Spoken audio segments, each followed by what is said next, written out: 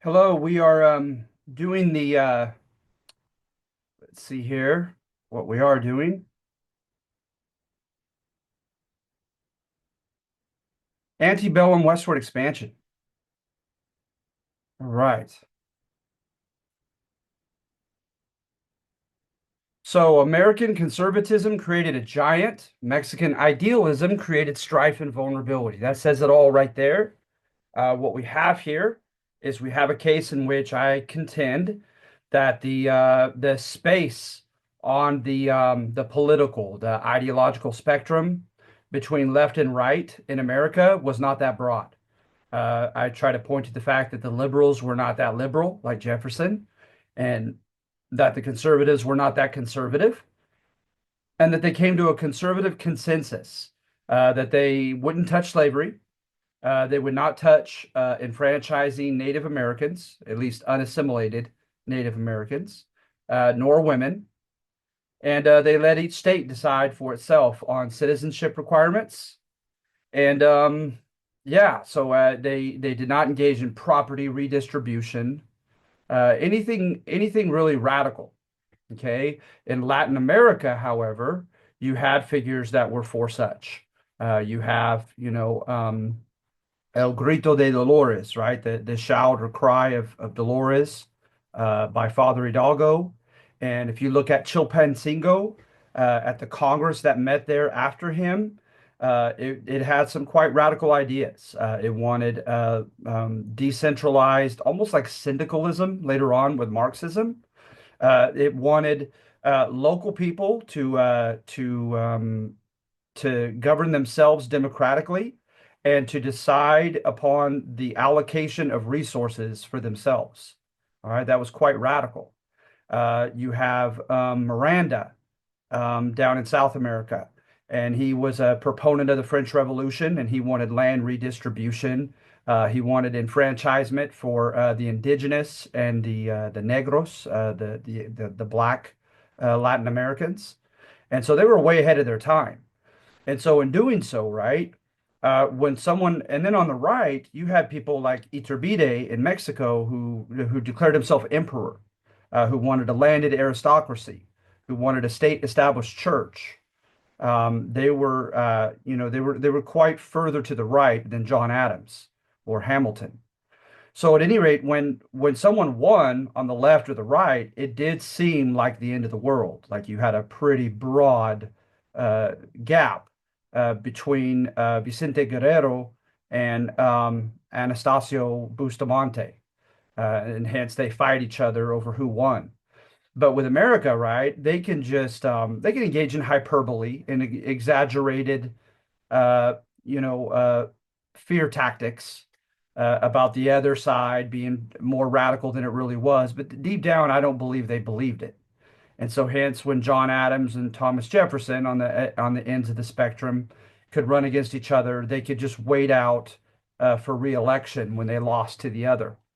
So therefore, right, it's kind of simplistic what I have, but therefore I have, because of that conservative consensus, and because also Hamilton had his plan, his system, if you will, and we've already talked about that, that things took off for the United States. It had an early kind of pre-industrial revolution. It had a transportation and communication revolution. Its population tripled or trebled. It was quite a period of growth in the early 1800s for the Norte Americanos, for the Americans. And when you could contrast that with Latin America, Latin America did not. They did not grow as such. And then they created a business-friendly environment with Supreme Court decisions like Fletcher versus Peck, Dartmouth versus Woodward, Gibbons versus Ogden. Okay, so you could take a look at that. Let's see here. You have the beginnings of the overland trails by the 1820s, at least the Santa Fe Trail. Um, and so in every way, the United States was growing. Okay, and I try to make that point. So hence, the American giant was growing territorially in addition to economically. And so they're going to get themselves in a position where they could bully Mexico. All right. And then I talk about the southern frontier, and we've already talked about the taking of Texas. Okay, we've gone over that.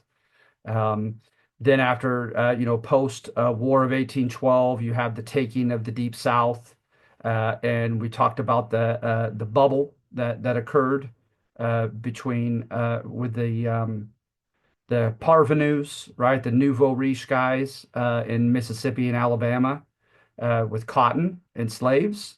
And if not, we'll go over it again when we do a tale of two regions. Okay. But see, a contrast to that, look at Mexico.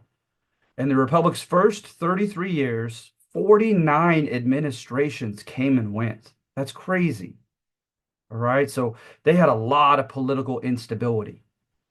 And then I give examples from the get-go. After Guadalupe Victoria served his first term, um, and he wasn't the first, Iturbide was first, and he declared himself emperor and was overthrown. The next election winner, Gomez Pedraza, was overthrown within a year. His successor, Vicente Guerrero, was overthrown in less than a year and killed, by the way. Uh, then Anastasio Bustamante, and he did not finish his term, and he was overthrown by Gomez Farias, and he was the liberal president who secularized the missions, or at least started it. He was ousted by Santa Anna. So it's just crazy, the political instability of Mexico. All right. And so it's going to make Mexico vulnerable for our takeover. All right. And then I don't know how relevant that was there at the end, but I contend that I try to show that the Mexican people, according to David Wasserman in his Everyday uh, Mexico in 19th century, he contends that the everyday Mexican was just trying to get by, it was tough enough just to get by. So they didn't have time to worry about political endeavors with the United States or preparing for a war or anything like that. Then I say that the men of the Alamo were products of the Jacksonian culture. All right. So like right here, right? Here are some of and we've already gone over Alexis de Tocqueville and his Democracy in America. So here are some of these will be a little bit redundant and some of them might be new. That with a general equality of minimal education, many Americans in his generation shared prejudices and ideas concerning religion, history, science, and government. All right. So hence like xenophobia toward Latinos. All right. That a so-called democratic culture rendered Americans desirous of being equal with their peers in power and honor, even if that entailed, quote, lowering the powerful to their level.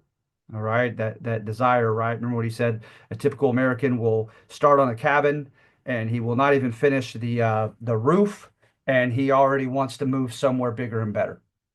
That in the western and southern frontier regions, no old aristocratic class of influential last names, surnames prevailed. And so now it's for the taking in this on the southern frontier. You don't have a landed aristocracy that's already been established there since the early 1600s. And regarding pursuit of the American dream, especially in frontier regions, de Tocqueville noted, I know of no country indeed where the love of money has taken stronger hold. And another thing that I should have put in here, and I think I have it eventually, is the libertarian sentiment, right? Government don't tread on me, the anti-government sentiment. The Scots-Irish particularly held in Kentucky and Tennessee, many of whom went down into Texas. So the ideal frontier society, as Frederick Jackson Turner has remarked, was the self-made man. And the self-made man generally received a measure of casual deference from the coonskin element, which itself was constantly generating new candidates for the local aristocracies. But what I contend, and I kind of inferred from de Tocqueville, was that there was a little bit of deference, right? Kind of knowing your place, yes, sir, to these self-made men, only so far as the poor white men believed there was a chance for them to join that rank. Okay. So we talk about opportunities, expanding economic opportunities, removing restrictions and privileges that had their origin in acts of government. So again, kind of libertarian, right? Anything in your way of pursuing socioeconomic ascendance, moving up, you oppose. Hence, Jacksonian rhetoric preached laissez-faire, right? Government butt out, capitalism, divorced from government. So let's see here. So Stephen Austin is able to get the same impresario status that his father Moses Austin had received. And look at this. If you were to come down there, all you had to do was to become Roman Catholic, learn the Spanish language, abide by Mexican law, and you were granted 4,438 acres of land. Remember, they were on the metric system, so that seems kind of random to us. Um, and then you were also granted so many years of exemption from taxes. All right. And then not only that, look at here, the most beautiful country I ever saw, he said, with fine timber, the most luxuriant growth of grass I ever beheld in any country, good pasturage, verdant or green valleys, abundant, luxuriant, rich black soil, very productive land. All right. So this was a steal. And so you put it together with the type of demographic that goes down there, right? And you got these guys who want no government involvement in their pursuit of the American dream, equality of opportunity. They want to become the next self-made man. They share the same prejudices against outsiders, all right? And it's pretty easy to somewhat predict what's going to happen. So they come down, right? And within a few years, they are largely, by and large, according to the Mexican sources, they're defiant. They have not learned the Spanish language. They've not become Roman Catholic. They're sneaking in slaves, which was against Mexican law. All right. And they're refusing to pay their taxes. And the list goes on and on. Matter of fact, Mieri Terán, he comes up and he contends that the Americans uh, were enterprising, that they had new economic ideas that they were bringing forth, but they were haughty and defiant. And of course, haughty is like you're arrogant and you don't believe the rules apply to you. Okay. So Americans wished all to be powerful and honored, that any violations of free trade were popularly perceived as harmful to the rights of the people. They claimed a heritage of the people, okay, being sovereign, and they preferred to exercise their sovereignty by way of elected representatives, obliged to comply with their transient, ever-changing passions as popular mandates, like the Spanish mandato, as orders, right, given to their elected reps. And that private interests always played the chief part in political passions. That's big right there. Such private interest, de Tocqueville acknowledges, are not in enjoyment or pageantry, but in practical and commercial matters. So these dudes are wanting to get rich. Okay. So at any rate, Mieri Teran comes down. And that was after the Fredonian and the Turtle Bayou resolutions, where the Norte Americanos tried to break free already from Mexico and failed. Mieri Teran comes in, and the response from the Mexican government is that they need to crack down. So hence it was the April 6th colonization law of 1830. And so they said no more gringo immigration. Any gringos that are not complying by Mexican law are to be deported. They're to settle more Mexican settlers up there to try to rectify the imbalance, because there were so many more Norte Americanos than there were Tejanos, ethnic Mexican Texans. All right. And they have to pay their taxes. Okay. They cannot have their slaves, etc. So at this time, Stephen Austin goes down to Mexico and he speaks with Gomez Farias, and he warns him, evidently, that they will rebel if the Mexican government doesn't come to some kind of compromise with them concerning these supposedly harsh terms of the colonization law. And Gomez Frias contends that Stephen Austin threatened him. So he was in prison for like 15 months, and he writes a famous letter to the city council, the Cabildo of San Antonio, saying, "You guys are free to do whatever you like. Do what you think needs to be done. I can't reason with the Mexican government." And that gave the war hawks their green light they were looking for. All right. And then to add fuel to the fire were the seven laws, the Constitution of Santa Anna. It weakened state legislators. It made state governors handpicked by the president instead of elected. It dissolved some checks and balances between the three branches. It placed the state militias directly under the president. And it took citizenship from 80% of the Mexican people by way of increased property requirements to be a citizen. All right.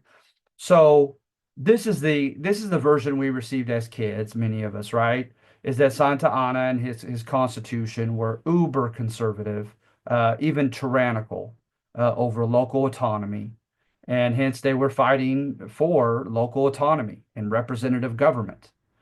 Some of them did have at the Alamo return to the Constitution of 1824, flags and so forth. And the Constitution of 1824 was a democratic federal republic like ours. Okay. So at any rate, William Baird Travis, right? I mean, so at any rate, the Santa Anna has the governor of Zacatecas rebel against him. He refuses to step down, said he's been elected by his people, says his state militia belongs to him and not Santa Anna. So Santa Anna raised an army and crushed the state militia of Zacatecas. And he gave a warning and sent couriers up north to tell the Texans that they were next if they should continue to rebel against his new constitution. And this is where the lines that were drawn somewhat became ethnic as well as political.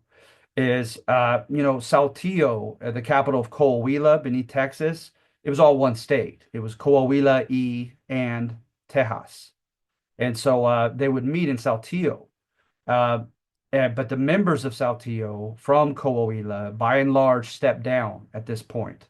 And those from Texas did not, especially Eastern Texas. And so you have Juan and Erasmo Seguin and other ethnic Mexicans who showed up at the Alamo.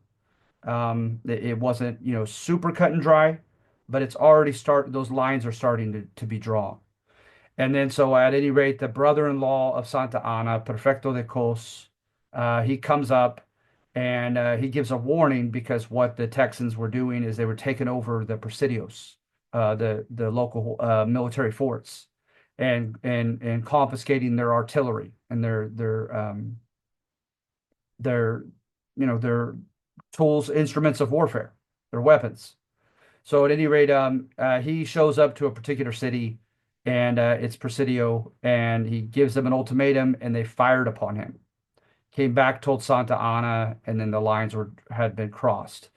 Santa Anna decided that he was going to attack, and he was not going to take prisoners. It was called degüello. So at any rate, he attacks them at the Alamo in San Antonio, and it had once been a place where they created algodón, cotton, and also had been a mission at one time. And so there were about 200 of them, and they're surrounded in early March of 1836. They found a weakness in the wall around it and took advantage of that opening, and they virtually killed them all. But before they did so, William Barrett Travis sent out a circular to the United States. And look what he puts here. Liberty-loving Anglos, come and help the cause against a mongrel Spanish Indian and Negro race. I mean, why, if you're fighting for a return to the liberal Constitution of 1824, why do you have to make it in those terms, right? So it's something to think about. And so, but they're carrying the prejudices of their day. They're typical of Alexei de Tocqueville's characterization of Americans, especially Southern and frontier Americans in the 1830s. All right. And so the Sam Houston's army is going to attack Santa Anna's when Santa Anna's three armies combined. He probably had a sense, like the art of war.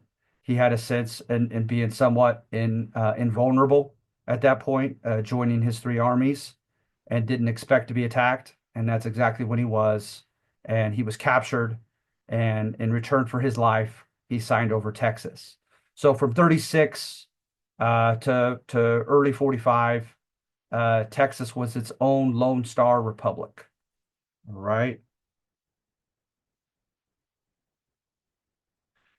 Then this thesis is pretty simple. As I say, you know what? I read certain, and it doesn't matter whether it's court history and they just kind of gloss over the immorality of taking this land and they really hype up Manifest Destiny as if it was like a drug that Americans were on and they couldn't help it. Or if it's revisionist history and it's kind of like from Chicano historians and it's conflict history and the winners are the bad guys and they want you to empathize with those who lost, the Mexicans. Either one, they tend to focus a lot on the men in power. Remember that's called great man history. Um, and I went counter to that on number three. I contend, right, that no, you know what? They the entire generation, if we're going to play the blame game, the entire generation deserves to be blamed. All right. So I put that manipulative politicians took advantage of these popular sentiments should not excuse the masses for being culpable, right, for the Mexican American War. So I'm going to, that they're equally to blame. So at first, I give concession to the opposition. And I show evidence of leading senators, leaders of the press, and other, leaders of the American government, and others who are considered kind of informers of culture, influencers, how they had prejudices against the Mexican people and country and had something close to, if not synonymous to, manifest destiny. And that is right, that it's clearly manifest, that it's predestined for us to take over from the Atlantic to the Pacific, and that those that we take over ought to be grateful for us taking it over because we're going to bring enlightened society, economic opportunities and enterprise that they had not previously known, and political liberties that they had not enjoyed under their previous government. So you have Richard Henry Dana 2 years before the mast. His famous expression, right, was in the hands of a more enterprising people. Just imagine what this land could be here, Mexican California.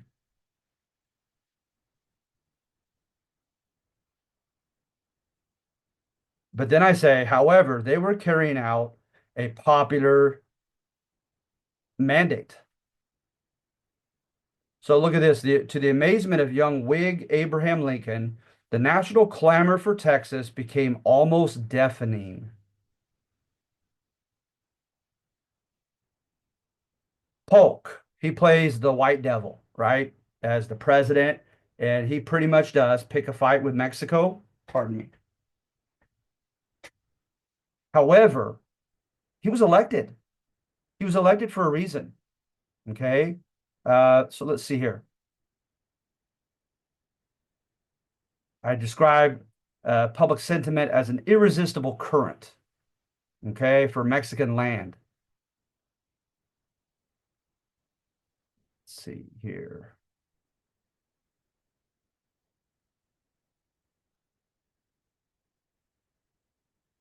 The Alabama Monitor printed a warning to presidential hopeful Henry Clay that his opposition to taking Texas and annexing it as a state, because Mexico had warned us we better not, that it likely could lead to war, would cost him the presidency. Think about that for a minute. And he was a very ambitious man, politician, Henry Clay. So look what he does in his second letter to Alabama. He says that although he still personally was against going to war for Texas, he would simply be guided by public opinion. To me, that says a lot that he's willing to go against his own principles because he knows he'll lose the presidency if he doesn't, if he doesn't go with popular opinion. Okay. Polk had plenty of pressure. It wasn't just Calhoun and the elite senators who were putting pressure upon Polk. Polk knew there was public pressure for this. Okay. He didn't act alone. And so, yes, he sent troops beneath the Nueces, which was claimed to be the border by Mexico, to the Rio Bravo del Norte or the Rio Grande. And so, technically, to the Mexicans, that we were on their soil going to the Rio Grande. And he got what he wanted, arguably. A skirmish ensued, and a handful of Americans were shot and killed off their horses, cavalrymen. So he says, American blood has been shed on American soil, right? Under this pretext of having a border skirmish over the southern border of Texas. And note, he'd already sent two expeditions to California or to Mexico to try to purchase California, and Mexico was not having it. Okay. But like I said here earlier, is Polk, right? He didn't have much of a platform. He didn't have much of a domestic platform at all. Almost solely, his platform consisted of manifest destiny. And he was elected. He was elected. All right. And to me, that speaks volumes.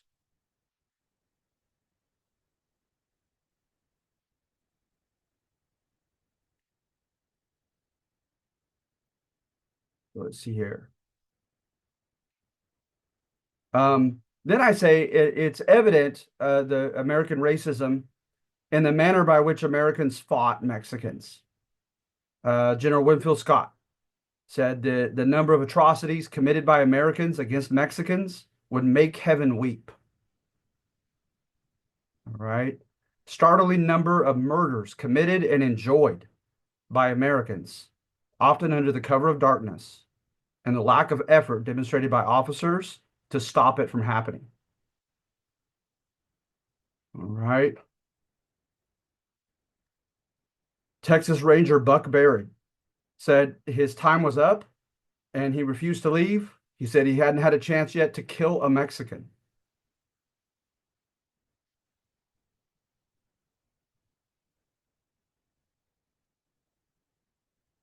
Texan volunteers were supposedly especially ungovernable. They committed multiple outrages on the Mexican civilians. Ohio volunteer Frank Hardy even boasted that American soldiers engaged in plunder, ravaging, and giving them a taste of war in all its horrors.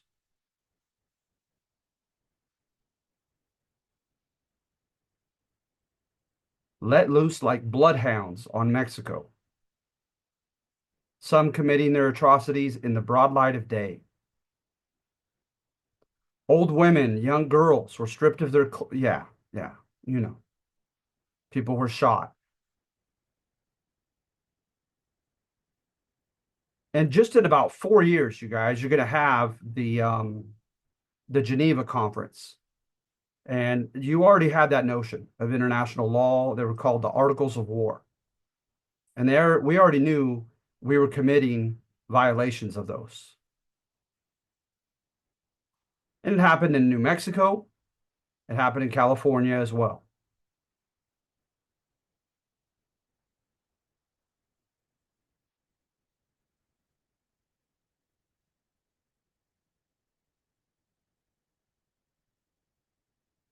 So some opposed the war, evangelical leaders and Catholic leaders. You had the American Peace Society, the Transcendentalists, not all of them, but some of them, some of the abolitionists, but they were a minority. They were a numerical minority. So culpability should go to the masses, not just to the political leaders. All right. And then I have Turner's thesis merits consideration. Turner's thesis is that the West had indiscriminate dangers and indiscriminate opportunities. So therefore, it was ripe to renew American meritocracy, American equality of opportunity. The dangerous part, right? It's kind of like the hero's journey. Nothing ventured, nothing gained. It's all the more romantic if you could realize the American dream in the face of great danger. So you had great dangers along the overland trails. People having to team up, write their own constitutions, elect their own leaders, pay scouts who could deal with the Native Americans and deal with problems of whether to go left or right at certain junctures of the trip. You had disease, of course, which took out the most. You had accidents. One of the first in 1843, one of the first expeditions, grand expeditions of hundreds of people together, had a young girl that was run over by a wagon wheel. Her dress got caught up in the spokes and she was run over. She didn't get killed, but she broke her leg. And so you had accidents, you had drownings, especially in the last two rivers into the Oregon Territory. The Columbia was the last one, and before that, the Snake.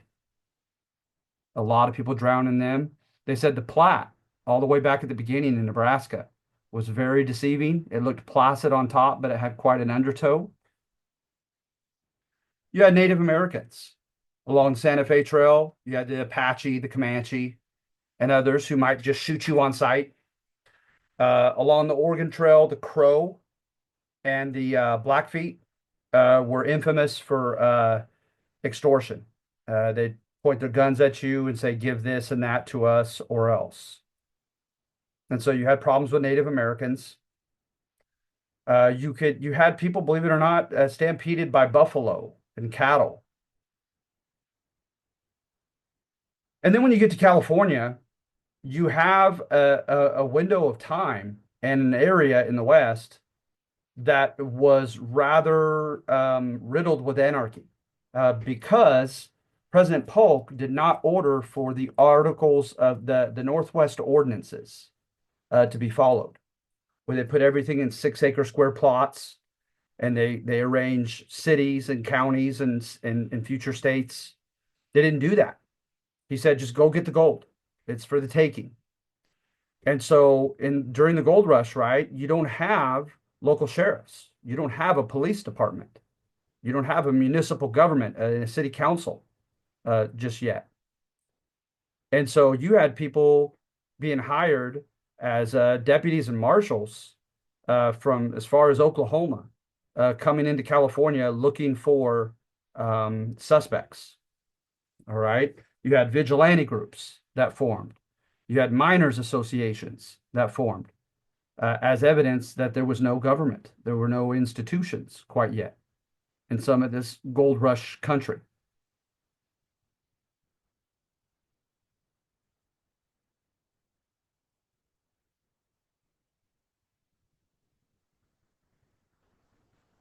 Okay, so temporary anarchy.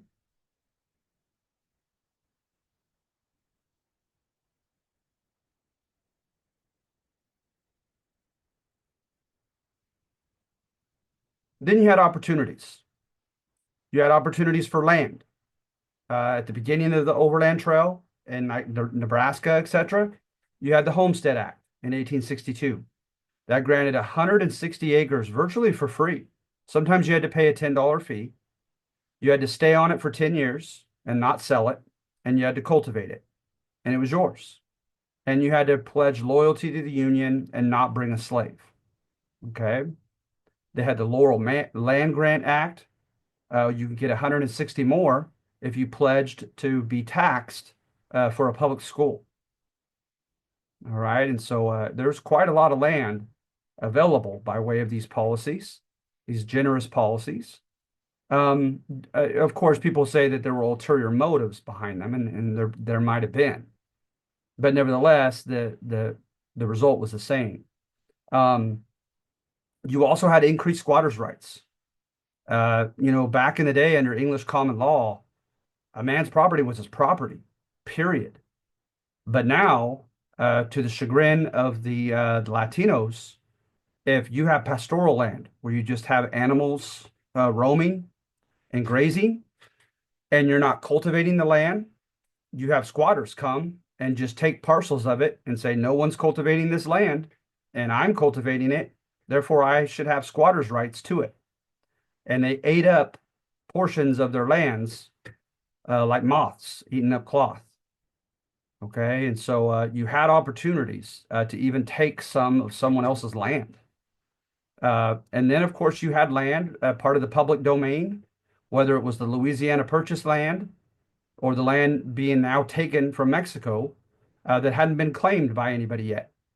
And you just sat upon it and cultivated it and try to get a local judge to acknowledge your rights to it as a squatter,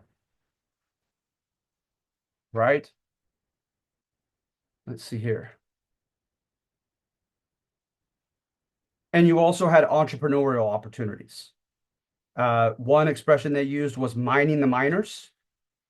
You would see, right, especially if you followed a railroad and they would establish towns, there'd be a demand for entertainment, for lodging, for cleaning your clothes, for food, etc., right? You find some kind of basic demand from the people and you provide it, and you have yourself a business. You're a successful entrepreneur. So you had entrepreneurial opportunities as well in the West. So that's his romantic take on it. Okay, is that the American West renewed American meritocracy. Then I go against that thesis. All right. I say, okay, Turner's thesis doesn't take account, or it minimizes uh, racial discrimination as far as his alleged claim of equality of opportunity. You had foreign miners taxes. You had the Mexicans kicked out of Sonora, kicked out of Mariposa. Um, there was a sense, right, that the Americans won that land fair and square by way of war. There was resentment that Mexicans from Sonora, even some Chileans from Valparaiso, somehow made it to the goldfields before the Americans did from the East Coast and kind of beat them to the punch. And of course, at first, right, there was mineral wealth to be found within the placer level, the superficial level. You could find it in the bottom of the Feather River, the American River, the Consumnes River, the Sacramento River, etc. And so, you could just kind of ad hoc put together some type of a, a sluice. What were they called? You had the sluice, you had the long tom, just something, right, that would allow current. And then you have some type of cleats to stop the heavy stuff, and the water would go right through. And you'd go through the heavy stuff and pan it and see what you found. So at any rate, that some of the Hispanics were doing well, and there was great resentment against that, and there was violence against them. And some fought back outside the system as bandidos, right, as bandits. Joaquin Murrieta was arguably the most famous, and they killed him. There was a great uproar against him to have him caught and killed, right? Some fought within the system. You have the Santa Fe Ring. The Santa Fe Ring was a group of entrepreneurs, politicians, lawyers, judges who were kind of in it for themselves and one another. And they rigged elections. They engaged in nefarious business schemes and so forth to enrich themselves at the expense of the many. And there were some actual Latinos that were part of the Santa Fe Ring. San Antonio kept a white collar middle class pretty well. So did Los Angeles establish one, but they were largely the exceptions. You didn't have much. They were largely the exceptions. So you had the foreign miners tax, $20 per month for non-citizens to use the mines. And the irony is, right, is under the Treaty of Guadalupe Hidalgo, Mexican Americans were determined to be American citizens, entitled to their lives, liberty, and property, right? They had another foreign miners tax against people brought in by boat through Angel Island. And of course, that hit the Chinese. Then, if you were unable to prove your land ownership as a Latino, you were ordered off your land. And of course, they wanted latitude and longitude lines. They wanted the year and the signature of the governing authorities, the year that it was granted by the Spaniards. They wanted proof that was very difficult to extract, to come up with. And they did that deliberately because the enforcement of the Treaty of Guadalupe Hidalgo was left to the states.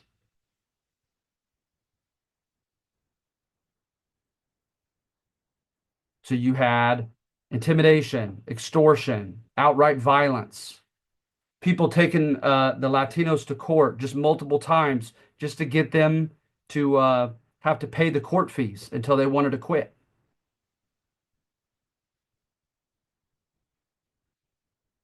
The Hispanic town of Cieneguilla reported a priest tortured and murdered and women raped by Anglo invaders heading to the gold rush.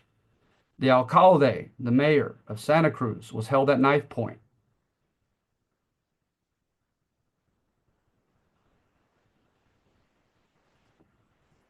Juan Gregorio Cheno Cortina, he was famous for the salt wars in New Mexico. A village had a salt mine, and they used the salt. And of course, big Americans came in and they wanted to capitalize on that salt mine and make money from it. And they won in the courts from racist judges, elected judges, who were catering to the Anglo majority that had come in.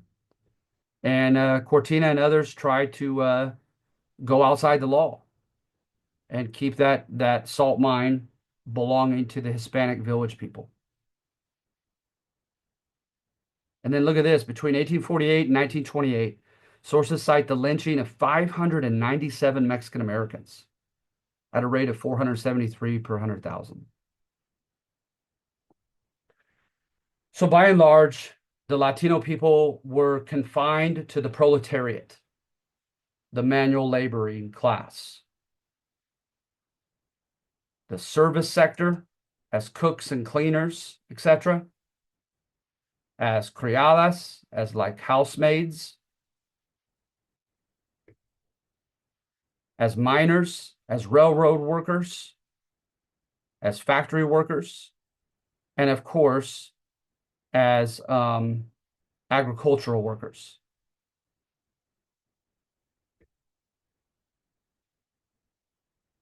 Companies like the Anaconda Copper Company in Arizona like to employ Mexican employees, and they paid them almost nothing. And when they try to strike, they would just squash it. Ben Stillman, Richard King, these other cattle barons just took over a lot of Latino land, employed Latinos as workers, exploited them. The Kansas Topeka hired Mexican laborers and exploited them. And the list goes on. But one thing that the Mexican American people did very well was hold on to their culture. And you had some groups, right, like the Gorras Blancas, the white hats, who fought within the system and outside the system. They not only cut barbed wire and stole back cattle and tried to take back land by force or stealth, but they also ran as officers in their own political parties to try to make change through the political system. And then lastly is kind of Marxist history. Says Turner's thesis doesn't take into account how big business ruled the roost in the West, just like everywhere else. So you had the cowboy. He'd go up the Chisholm Trail on the long haul, and make it to a Kansas train depot. And he could get paid quite a bit of money for each head of cattle. Okay. But eventually, the railroad tracks made it all the way into the West, into California, Arizona, New Mexico, Texas. And so they no longer needed to drive. And the big corporate guys bought up most of the land. Barbed wire was invented in the early 1870s. They closed up their land to grazers, and they enriched themselves at others' expense. Another thing was political capital. The big businesses were able to find out and take advantage of sources of water. You have to irrigate. You need water to live and to farm. And so some people, including the homesteaders back in Kansas and or in Nebraska, they had such a scarcity of water that they had to leave their free land. They couldn't even stay on it. They couldn't survive. And so the rich people had a way of having access to water through their connections. Also, right, the railroads were a perfect example.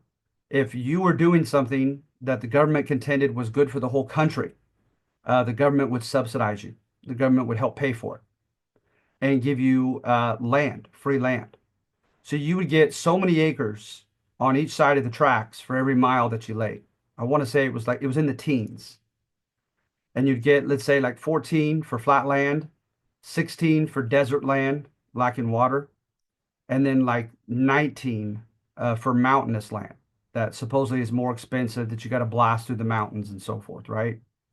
Well, they would just bribe off the land surveyor and get subsidies for mountainous land when it wasn't even mountainous. I mean, heck, you had the Union Pacific uh, get money from Congress for a bridge that it never built, and they paid themselves and a phony construction company the money that was given to them from Congress for this phony bridge that was never built. And so you also had people put in dummy entries. The corporations, they put in dummy entries for free land, and then it would add up, and the corporation would take it all. Sometimes they'd get away with it, sometimes they wouldn't. And then you had the case of Muscle Slough. At Muscle Slough in Southern California, you had squatters who had received that land by way of squatters' rights from a local judge. But the Topeka and Kansas Railroad came through and said, sorry, guys, you got to get out. This land is ours. It's been granted to us. They said, no, you don't understand. We have papers proving it's our land. And they said, yeah, you have a paper from a local judge. We have papers from Congress, from federal Congress, and that trumps your claim. So they refused to get off, and they had to send soldiers all the way from Arizona to come and fight these farmers on behalf of the railroad to get them off the land. All right. And so political capital, having the connections, the rich had it, and it helped them win. And then also the purchase of machinery. You have pneumatic, which is air powered. You have hydraulic, which is water powered drills. And Alan Brinkley in his textbook contends that most of the mineral wealth that was extracted in the West came from deep, deep within the veins of the mines. And so you're not going to get it with a pickaxe.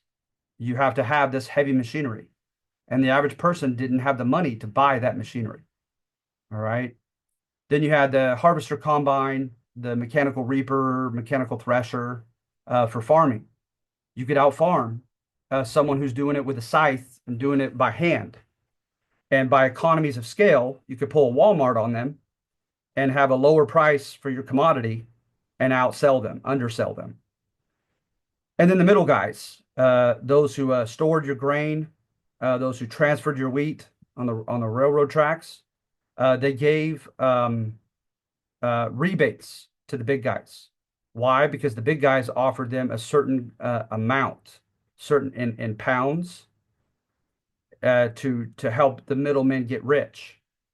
But in return, they demanded rebates.